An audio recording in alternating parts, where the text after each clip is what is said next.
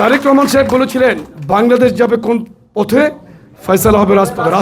রাজপথে কিন্তু ফয়সালা হয়েছে। বিএনপি কিন্তু কোনো আপোষ করে নাই, বিএনপির ইতিহাসেই কিন্তু কোনো আপোষ নাই। দেশনেত্রী বেগম খালেদা জিয়াকে অন্যায়ভাবে জেলে রেখেছে কিন্তু কোনো আপোষ করে নাই, কম্প্রোমাইজ করে নাই। জিয়া পরিবার কখনোই অন্যায়ের কাছে মাথা নত করে নাই, মাথা নত করবে না, এবং কোনো তাদের ইতিহাস নাই আপোষ করার।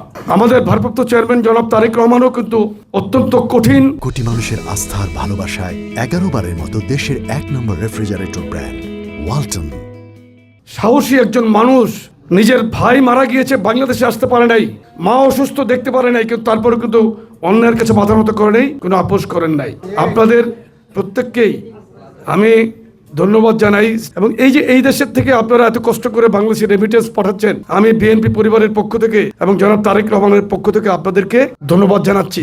24-এর যে ছাত্র জনতার গণ অভ্যুত্থান, এটার মধ্যেও আমাদের কিন্তু ভারপ্রাপ্ত চেয়ারম্যান জনাব তারেক রহমান সরাসরি আমাদেরকে নেতৃত্ব দিয়েছেন। আমরা মাঠে ছিলাম। আমার কাছে কিন্তু 18 জুলাই যে আমি প্রায় 3 ঘন্টা শান্তিনগরে ছাত্র জনতার সাথে ছিলাম, এই ভিডিও কিন্তু আমার কাছে এখনো এটা আমার স্মৃতি। আপনাদের এটা একটু জানা উচিত যে বিএনপি কিভাবে মাঠে ছিল।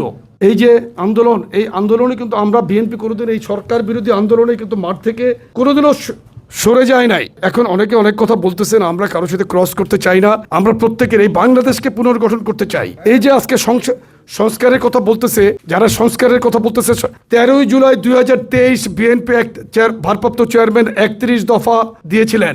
এই 31 দফার প্রথম দফাটা এখানে প্রথমেই কিন্তু সংবিধান সংস্কার কমিশন, আপনারা যদি এটা পড়েন জানতে পারবেন। দ্বিতীয়টার মধ্যেই সম্প্রীতিমূলক সমাজ প্রতিষ্ঠার জন্য বলছে যে ন্যাশনাল রিকনসিলিয়েশন কমিশনের মাধ্যমে একটি রেইনবো নেশন, ধর্ম, দল, মত নির্বিশেষে একটি